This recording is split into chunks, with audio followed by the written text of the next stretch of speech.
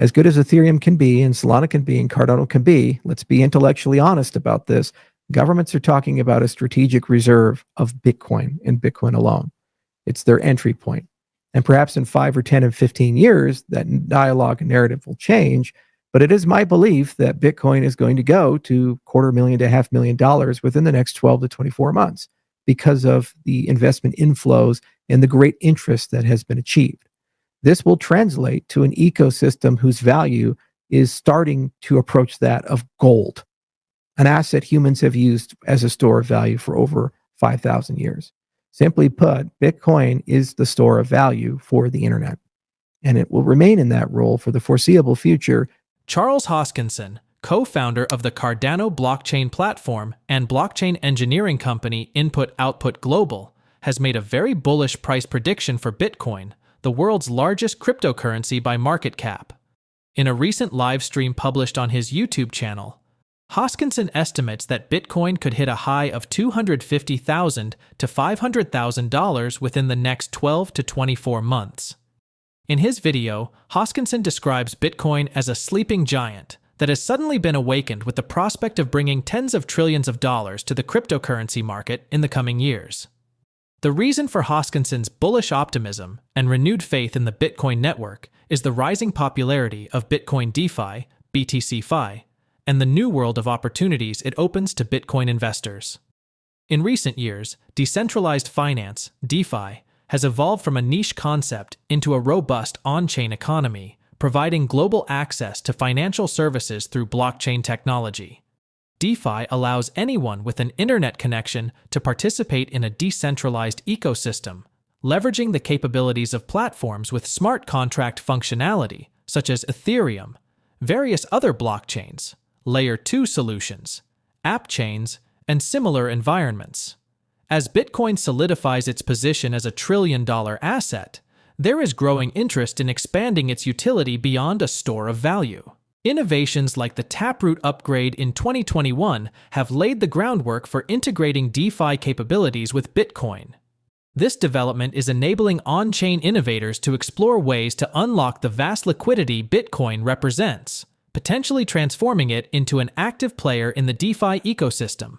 Hoskinson believes this is a trillion-dollar opportunity that will be immensely beneficial for the Bitcoin network, Bitcoin investors, and the rest of the cryptocurrency space. As we bring you clips from the live stream, please take a little time to like this video, subscribe to the channel, and turn on post notifications for more videos like this. Everything you do helps with the YouTube algorithm and immensely contributes to the channel's growth. Thanks, and enjoy the video. Like many people who started with Bitcoin in the very early days, I had a great degree of frustration with the lack of evolution and progress, and the fact that just didn't seem like there was an appetite for new approaches and ideas. So I went on and got into the altcoin side of the world and worked on BitShares, Ethereum, and later Cardano. But I never lost the love of Bitcoin. In particular with Cardano, I took a lot of ideas from the Bitcoin space and tried to evolve and grow them. For example, the Cardano native asset standard, how people issue assets on Cardano, that's actually a reflection of studying color coins.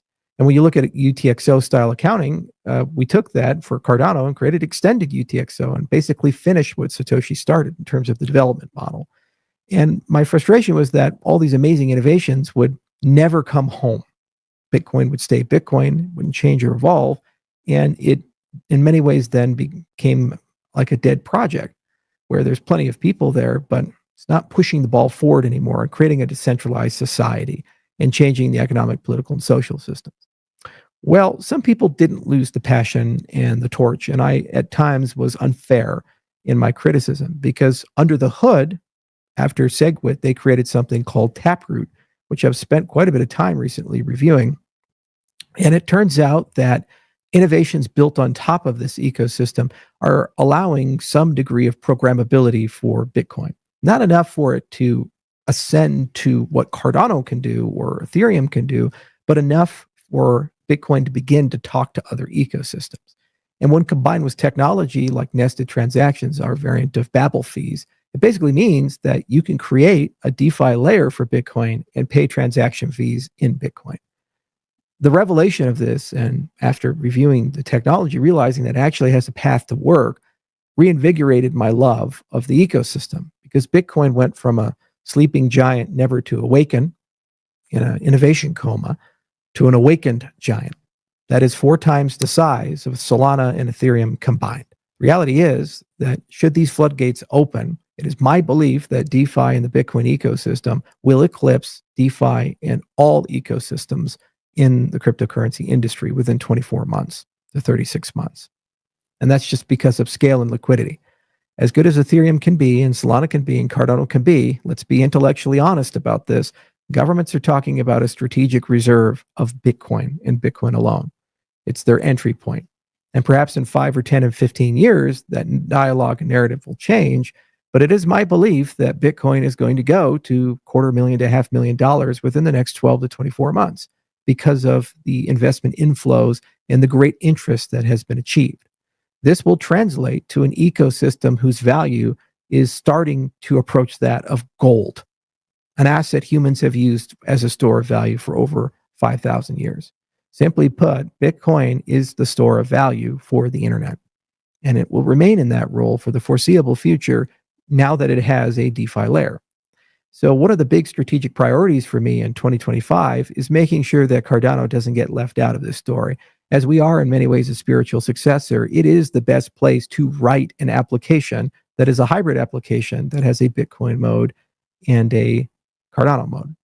This is why we got initially very excited about the prospect of things like Bitcoin OS and Grail Bridge. I want to be very clear here. I understand the ethos of the Bitcoin ecosystem better than most, and they really don't like other tokens. And that's okay. It's their prerogative. Bitcoin earned the right to be Bitcoin. And as a result, it doesn't have to wake up every day and say, boy, I love all these other tokens floating around, all these other assets floating around. They want to say Bitcoin is king and we only want to live in Bitcoin land. There should be an option for people who hold that philosophy to be able to do so. Thus, whatever bridge exists and whatever hybrid application model that exists for Bitcoin DeFi, it's very clear to me that that model must include and ought to include, has to include an option where you always pay with your Bitcoin. Hoskinson outlines a vision for integrating Bitcoin with decentralized finance, DeFi capabilities to create a new ecosystem of hybrid apps. This initiative seeks to enhance Bitcoin's utility while maintaining its foundational design principles by leveraging Cardano's advanced blockchain technology. At the heart of this vision is the Babel fee system, a unique feature of Cardano that allows users to pay transaction fees in Bitcoin instead of Cardano's native ADA token. This simplifies user engagement with decentralized applications by removing barriers for Bitcoin holders. Another critical component is the Bitcoin OS Grail Bridge, a platform designed to connect Bitcoin and Cardano, facilitating interoperability and boosting liquidity. This integration would enable Bitcoin to participate in decentralized programmability, expanding its role in the blockchain ecosystem. So basically, what we want to achieve is you have a wallet, and your wallet is a Bitcoin wallet, and you basically have 2 sides to it. Okay? So the orange side is Bitcoin proper. This is the Bitcoin mainnet. And then the blue side, let's say this is the Cardano mainnet. And the concept is that your BTC here, you're going to click a button and say enable DeFi. And then you have DeFi Bitcoin. What this really is a Cardano native token. It's wrapped BTC under the hood. So this goes through a bridge. And the existence of these VMs basically make that bridge trustless over time. So it's a very strong, powerful trust model. It's basically unhackable. You know, nothing in life is truly unhackable, but it's as good as it gets in many cases if it's designed the correct way. Okay, so then once it's here, well, under the hood, this behaves just like anything else issued on Cardano, and because of Babel fees, you can pay transaction fees in this wrapped asset. And when they're done, you have a button, disable DeFi mode. And what it does is it burns those tokens and unlocks them on the Bitcoin network. Why do you do this? You do this because you can have a dApp ecosystem, and that dApp ecosystem can have all the things, the 1,000+ experiences that the Cardano ecosystem has created, plus external ecosystems thanks to Midnight and the bridges that are being built there. And Bitcoin, for the first time ever, can participate in that. So you can trade your Bitcoin on DEXs, you can use all kind of TVL stuff and yield-bearing instruments, et cetera, and get paid back in Bitcoin or stable coins or whatever the heck you want to be paid back in. And when you're done, just click a button and you go back to the Bitcoin network. Over time, the fees associated with this and the latency associated with this in terms of settlement time will improve. But this entire model basically allows people to think around a hybrid application. And I'm going to put a dedicated product manager, and we're going to call up all those people that I've been talking to throughout the last 14 years of my time at Bitcoin. And we're going to make sure that we figure out how these components fit together. And thanks to Babel fees, you pay in BTC. From a Bitcoin user's experience, this is at a wallet level, and supporting wallets can basically just upgrade. And now, for the first time ever, a Bitcoin user is going to have a dApp store. And first time ever, they just have a simple button that they click to enable a DeFi mode and disable a DeFi mode. And that's a seamless transaction. And once it settles, then they're in a DeFi ecosystem. And when they're done, they go back to Bitcoin. There you go. And there you have it. So it's good to work with old friends, and it's good to talk to old acquaintances. And it's good to look at this old technology that people who carried the tireless torch and pushed forward and got it done and proved me wrong. I never really thought I'd have a conversation like this. I thought the Bitcoin days were over. It's good to come back home, and it feels a lot more comfortable than I thought it would be. And it's good to actually start innovating again. And I look forward to seeing Bitcoin enter this new era. The era of DeFi is going to be a big thing for it, but it's going to change the world. And actually, by adding this capability, it means that every government and institution also gets to play. And the fact that Cardano can play a role in that, and it was designed to play a role in that, is a really, really cool honor, because it's going to mean the facilitation of movement, eventually trillions of dollars long term, through a network into the rest of the cryptocurrency space. Hoskinson's plan addresses two key limitations of Bitcoin: scalability and interoperability.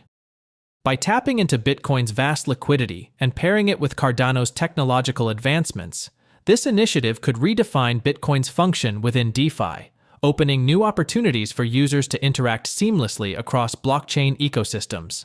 Please share your thoughts on his super bullish $500,000 Bitcoin price prediction and Cardano's recent integration with Bitcoin. Like Hoskinson, Real Vision CEO Raoul Pal is also shocked about the sudden revival of a sleeping giant and what it means for the vibrant community behind it. The renowned analyst recently took to his Twitter account to congratulate the XRP community on the revival of the token, which he describes as a dinosaur, and apologize for previously writing it off. Pal's post reads, "Dear XRP Jedi Warriors, you were right. I was wrong. Well done. Dinosaurs still roam the earth. I just want everyone to make money, and you guys have walked through hell to get here. I still own some XRP from the delisting, but you guys and girls deserve everything." In a follow-up humorous post, Pal adds, "Okay, XRP Jedis. I know you are winning, but can you leave some crumbs for the rest of us? It's a f***ing rocket ship. The banana zone arriveth. The Layer 1 token has soared by around 70% in the past week and about 25% in 24 hours. It's currently trading above $2 after having soared past 2021 highs and to levels not seen since 2018. Do you think this is the big one for XRP, with new all-time highs just on the horizon? Please share your thoughts and predictions, as well as comments on Charles Hoskinson's video, in the comments section below. Also, ensure you like this video, subscribe to the channel, and turn on post notifications for more videos like this. Thanks for watching.